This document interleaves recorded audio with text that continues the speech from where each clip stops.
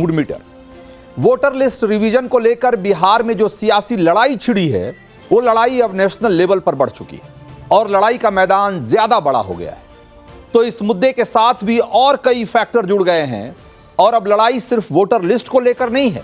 अब जंग इस बात पर हो रही है कि वोटर लिस्ट को जांचा क्यों जा रहा है। अब लड़ाई इस बात को लेकर हो रही है कि कौन सी पार्टी अपने वोट बैंक को साधने के लिए घुसपैठियों को भी इस देश का नागरिक बनाने की जिद कर रही है। वो कौन से नेता हैं जो अपने फायदे के लिए राष्ट्र की सुरक्षा के साथ बहुत बड़ा खिलवाड़ करने को तैयार बैठे हैं। वो कौन सी पार्टियां हैं जो चाहती है कि वेरिफिकेशन के दौरान चुनाव आयोग की टीम को वोटर लिस्ट में अगर कोई बांग्लादेशी घुसपैठिया भी मिले तो टीम अपनी आंखें मूंद ले। वो कौन सी पार्टियां हैं जो आबादी से ज्यादा आधार कार्ड बनने के खुलासे से बेचैन हो उठी है। आज इन सारे सवालों की पड़ताल करेंगे और बताएंगे कि क्यों चुनाव आयोग की मुहिम को लेकर लालू के लाल तेजस्वी से लेकर हैदराबाद के सांसद असदुद्दीन ओवैसी तक, या यूं कहें कि कांग्रेस के बड़े बड़े नेता भी, सबके पेट में अचानक दर्द होने लगा है। पहले इन्हीं नेताओं के कुछ बयान सुनिए और देखिए और समझिए कि कैसे इन्होंने बड़ी ही चालाकी से चुनाव आयोग की मुहिम को अपने सियासी फायदे के हिसाब से अलग रंग दे दिया है। अगर किसी को अगर मिला भी है नागरिकता या वोटर लिस्ट में अगर नाम भी अगर जुड़ा है तो ये इनकी सरकार रिस्पॉन्सिबल है। नीतीश कुमार और मोदी जी रिस्पॉन्सिबल हैं, क्योंकि 20 साल से बिहार में सरकार इनकी है, 11 साल से केंद्र में इनकी सरकार है और ये जितने चुनाव जीत करके ये लोग गए सरकार बनाए तो यानी सब फर्जी है। यानी ये कहना क्या चाह रहे हैं? असल में सुप्रीम कोर्ट ने जब से मामले को संज्ञान में लिया है और जब से इलेक्शन कमीशन को सलाह दी है तब से इनके हाथ पैर फूले हुए हैं। बिहार ही नहीं, इस देश के गरीब, मजदूर, दलित, पिछड़ों, आदिवासियों के खिलाफ चुनाव आयोग का सबसे बड़ा षड्यंत्र है। क्योंकि एसआईआर के माध्यम से जो अभी बिहार में किया जा रहा है वो लोगों की सबसे बड़ी ताकत, वोट देने की ताकत को छीना जा रहा है। असलियत यह है कि जो डींगे हाकी जा रही है कि 80% वोट फॉर्म आ गए, उसकी असलियत ग्राउंड रिपोर्ट से खुल रही है। देखिए, लोगों में गुस्सा तो है ही है, लोगों में परेशानी है कि खामखा का एक मसला खड़ा कर दिया इलेक्शन कमीशन ने। ये बिहार विधानसभा चुनाव के बाद भी ये काम हो सकता था या लोकसभा के चुनाव के फ़ौरन बाद हो सकता था, समय पर्याप्त मिल जाता। तो समय है नहीं और इतनी जल्दबाजी में लोगों को कहा जा रहा है कि आप सारे दस्तावेज दीजिए, सबूत दीजिए, जो असंभव है। पढ़े लिखे आप क्यों कर रहे हैं? आपको राइट ही नहीं है। इसीलिए तो मैंने कहा था कि ये बैकडोर एनआरसी ना हो जाइए। तो ये इस तरह करके ही आप लोगों में गलत मैसेज दे रहे हैं। और फिर बिहार का इंटेंसिव चुनाव जैसा हो रहा है, भाई नवंबर में चुनाव होगा, तो आप क्यों गरीबों को, खासतौर से सीमांचल के लोगों को पावरलेस बनाना चाहते हैं आप? तो चुनाव आयोग बीजेपी के इशारे पर काम कर रहा है। असंवैधानिक है एसआईआर। अभी जांची क्यों कर रहे हो? पहले क्यों नहीं जांचा? मुसलमानों, पिछड़ों को टारगेट किया जा रहा है। यानी कि जिसकी जैसी पॉलिटिक्स, जिसका जैसा वोट बैंक, जिसका जैसा जनाधार, उसी हिसाब से चुनाव आयोग पर वार हो रहा है। जिस पर चुनाव कराने की जिम्मेदारी है, जिस चुनाव आयोग पर, इन बयानवीरों के हिसाब से देखा जाए तो उसी चुनाव आयोग को अपनी ही जिम्मेदारी नहीं निभानी चाहिए। और याद रखिएगा कि देश की सर्वोच्च अदालत ने चुनाव आयोग की इस मुहिम पर रोक नहीं लगाई है। कोर्ट ने हरी झंडी दे रखी है इसको। बावजूद इसके पॉलिटिकल अटैक जारी है और इस अटैक के बीच भी चुनाव आयोग एकदम फुल स्पीड में काम कर रहा है। और चुनाव आयोग की स्पीड देखिए कि इस एक्शन से पॉलिटिकल खेमे में खलबली मची हुई है। जरा देखिए कि चुनाव आयोग जो अभी तक वेरिफिकेशन उसने किया है उसमें क्या क्या चीजें निकलकर सामने आई। तो फैक्ट यह है कि बिहार में चुनाव आयोग की ओर से कराए जा रहे वोटर लिस्ट वेरिफिकेशन का अभियान अब अपने अंतिम पड़ाव में है। एक तरीके से 24 जून से शुरू हुई इस प्रक्रिया में अब सिर्फ 11 दिन बचे हैं और इस बीच 7 करोड़ 90 लाख यानी कि करीब 8 करोड़ मतदाताओं का जो 8 करोड़ मतदाता हैं उनमें से करीब 6 करोड़ 60 लाख का उन्होंने अपना गणना फॉर्म जमा कर दिया है। यह आंकड़ा कुल मतदाताओं का करीब 88% पहुंचता है। तो 2 दौर के घर घर सर्वेक्षण के बाद अब तक 1.59% मतदाता मृत पाए गए। 2.2% मतदाता अस्थायी रूप से अपना निवास स्थान बदल चुके हैं और 0.73% लोग एक से अधिक जगहों पर रजिस्टर्ड हैं वोटर के तौर पर। यानी कि अगर इन सब को मिला दिया जाए तो करीब 4.52% मतदाता जो हैं उनका नाम मतदाता सूची से कटना चाहिए और यह जो संख्या होती है वो होती है करीब 35,69,000। और अब जाहिर है कि ये जो 35 लाख से ज्यादा लोग हैं इनके नाम वोटर लिस्ट से हटाए जाएंगे और आरजेडी, कांग्रेस, एआईएमआईएम ये सब इसी बात को लेकर बवाल काटे हुए। तो एक तरफ तो आयोग जो ये कह रहा है कि कोई भी पात्र मतदाता इस लिस्ट से छूटना नहीं चाहिए और यह सुनिश्चित की जाएगी, और दूसरी तरफ कोई भी बोगस मतदाता इस लिस्ट में बचे नहीं, इसको भी इंश्योर करेगा। करीब 1 लाख बीएलओ तीसरे दौर में घर घर में सर्वेक्षण का काम शुरू कर रहे हैं और इस मुहिम में राजनीतिक पार्टियों के 1.5 लाख बीएलए यानी कि बूथ लेवल एजेंट भी जुड़े हुए हैं। और दूसरी तरफ इन्हीं राजनीतिक पार्टियों के लोग, बड़े बड़े नेता यह कह रहे हैं कि भाई इतनी जांच क्यों हो रही है। अब सवाल यह है कि जांच से परेशानी किसको है? क्या विपक्ष यह चाहता है कि जिन लोगों की मौत हो चुकी है उनका नाम भी वोटर लिस्ट में पड़ा रहे और उनके नाम पर बोगस वोटिंग होती रहे? क्या विपक्ष यह चाहता है कि एक ही व्यक्ति 2-2 जगहों पर वोट डालते रहें? जाहिर है कि इन सवालों के जवाब में विपक्ष यही कहेगा कि उनकी ऐसी मंशा नहीं है।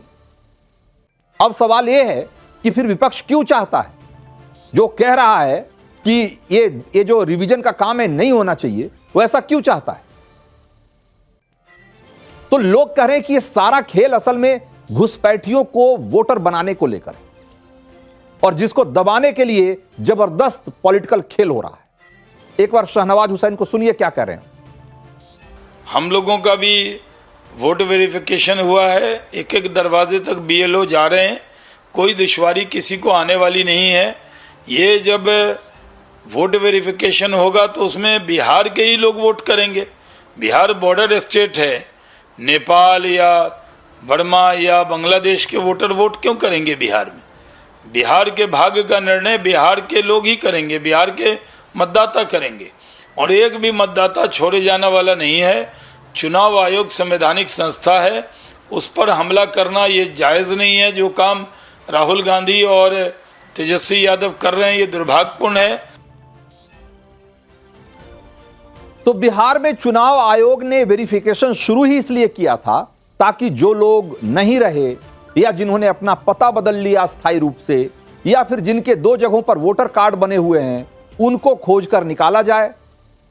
35 लाख तो मिल चुके हैं, लेकिन चुनाव आयोग की इस मुहिम का जो दूसरा टारगेट था, जो दूसरा महत्वपूर्ण मकसद था, असल में उसको लेकर लोग ज्यादा चिंतित हैं। चुनाव आयोग इस मुहिम का जो बड़ा मकसद है उसने स्पष्ट किया है कि इसमें जो बड़ी संख्या में बांग्लादेशी, नेपाली और रोहिंग्या घुसे बैठे हैं उनका नाम वोटर लिस्ट से हटाना है। और चुनाव आयोग का एक टारगेट कुछ पार्टियों को एक किस्म से थ्रेट लग रहा है, क्योंकि उन्हें लग रहा है कि उनका वोट बैंक जा रहा है।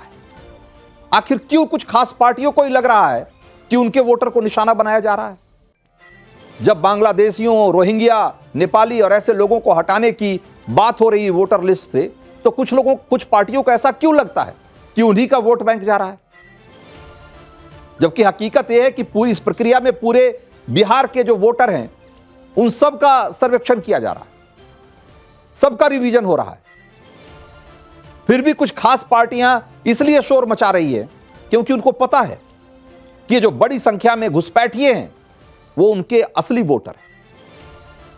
बिहार के सीमांचल में बड़े पैमाने पर बांग्लादेशी घुसपैठ की बात कई मंचों से पहले भी उठाई जाती रही है और आज वोटर लिस्ट में अगर घुसपैठियों को हटाने की बात हो रही है तो कुछ पार्टियों को इसीलिए परेशानी हो रही। और जिन लोगों को लगता है कि बिहार में घुसपैठ की बात हवा हवाई है, डेमोग्राफी में बदलाव जैसी कोई चीज नहीं होती है, तो उन्हें एक बार असम की हालत देखनी चाहिए। आज असम के 15 जिले मुस्लिम बहुल हो चुके हैं, जबकि आजादी के समय असम में एक भी मुस्लिम बहुल जिला नहीं था। और ये ज्यादातर जो जिले हैं वो बांग्लादेश के सीमावर्ती जिले हैं। और ये जो चौंकाने वाला दावा ये खुद असम विधानसभा के डिप्टी स्पीकर डॉक्टर नुमाल मोमिन ने किया है। उनके दावे के हिसाब से अगर देखा जाए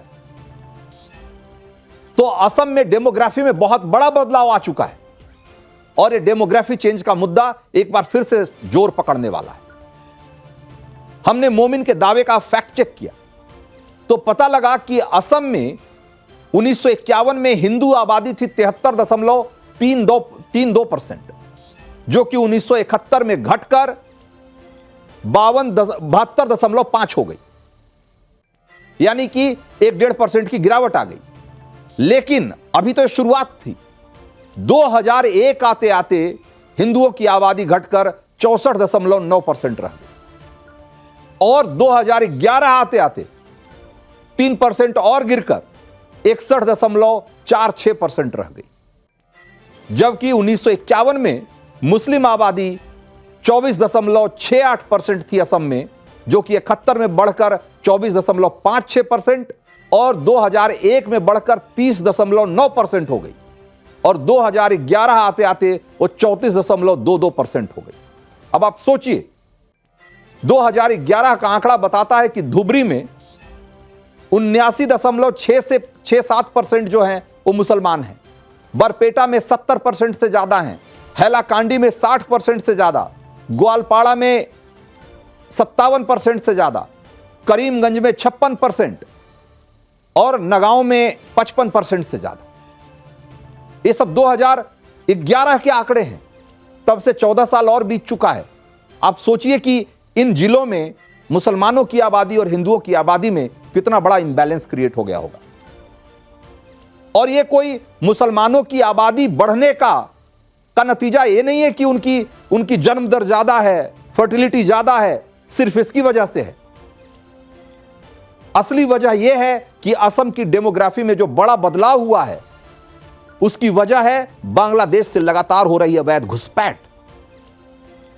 और राज्य में जो मुख्यमंत्री हैं हेमंत बिस्वा शर्मा, वो खुद इस बात को स्वीकार कर रहे हैं कि बांग्लादेश से लगातार घुसपैठ हो रही।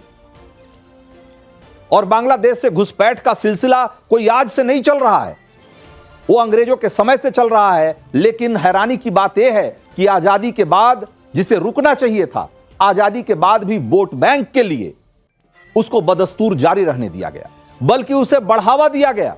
और जो बढ़ावा दिया गया, जिन पार्टियों ने उसे बढ़ावा दिया, वो वही पार्टियां हैं जो आज बिहार में SIR के नाम से घबरा रही हैं।